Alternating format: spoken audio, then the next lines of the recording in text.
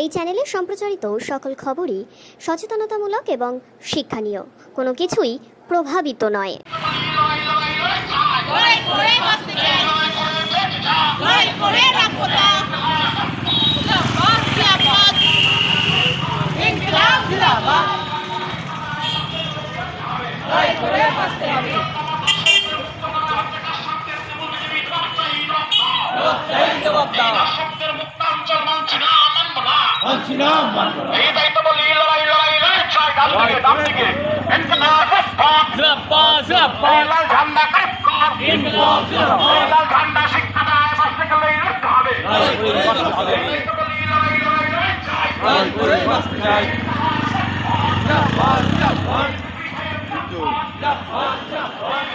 দাদা আপনার একটা কার্ড আছে আমার কাছে।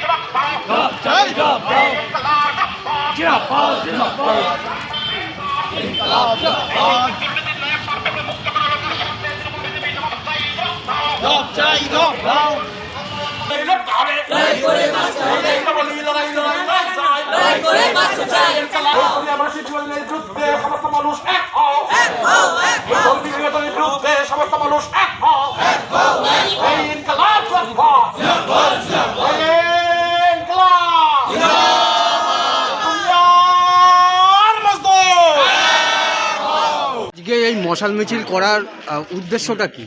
দেখুন, আমরা মশাল মিছিল করছি। মশাল মানে প্রতিবাদ।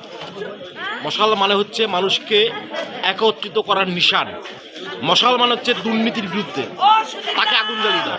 মশাল মানে হচ্ছে মানুষের অধিকার রক্ষা করো, যাকে যারা ধ্বংস করতে চাইছে সেই ধ্বংসকারীদেরকে ভস্মীভূত করো, সেই জন্য মশাল। আমরা আজকের আমাদের মিছিল ভারতের কমিউনিস্ট পার্টি মার্ক্সবাদী কল্যাণ এরিয়া কমিটির উদ্যোগে আমরা আজকে এই মিছিল করেছি। আমাদের আগামীকাল এবং পরশু সিপিআইএম নদীয়া জেলা সম্মেলন, এবং তার সাথে আপনারা দেখতে পাচ্ছেন গোটা দেশে আমাদের দেশ, আমাদের প্রতিবেশী দেশ, গোটা ভারতীয় উপমহাদেশ এখন পুঁজিবাদীদের নজরে। ফলে পুঁজিবাদের নজরে থাকার কারণে এই উপমহাদেশ সবচেয়ে বড় দুর্বলতা হচ্ছে মানুষের ধর্ম। সেই ধর্মীয় উস্কানি দিয়ে এরা মানুষকে বিভাজিত করে দেশ দখল করে মুনাফা অর্জন করার চক্রান্তরা চালাচ্ছে। তার জন্য আমরা আজকে সেই প্রতিবাদ জানিয়েছি যে গোটা পৃথিবীর সংখ্যালঘুদের অধিকার রক্ষা করো, সংখ্যালঘু মানুষকে সুরক্ষা দাও, এবং সেই দাবি নিয়ে তাদের ধর্মীয় উপাসনা রক্ষা করো এবং মানুষের ঐক্যতা রক্ষা করে এই দাবি নিয়ে আজকে আমরা মিছিল করেছি।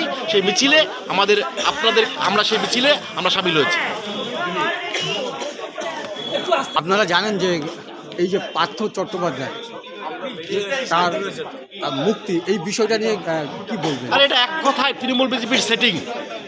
এখন এই সময়কালে শীতকালীন অধিবেশন চলছে পার্লামেন্টে, ফলে বিজেপির যে আইনগুলো আছে, যে খসড়াগুলো তৈরি করছে, তাকে সহমতি দেবে বিজেপি। তৃণমূল বিজেপিকে বলছে আমি তোমাকে সাইন করব, তুমি আমাকে মুক্ত করো। ফলে অনুব্রত গুরুচোর বাইরে, পার্থ বাইরে। আপনি ভাবুন না, পার্থ অনুব্রত প্রার্থী, সন্দীপ ঘোষ বাইরে। আপনি ভাবতে পারেন 120 দিন পেরোলো না, একটা মেয়ে তাকে ধর্ষণ করা হলো, তাকে হত্যা করা হলো, আর সেই সময়কালে সন্দীপ ঘোষকে বাইরে বের করা হলো। তাহলে আপনি কি ভাবছেন? তৃণমূল বিজেপির চক্রান্ত, সেটিং একটাই মূল। ফলে ওদের সেটিংয়ের বিরুদ্ধে আমাদের লড়াই, সেই লড়াই আমাদের চলবে। নাম? আমি সবুজ দাস, সিপিআইএম কল্যাণ এরিয়া কমিটির সম্পাদক।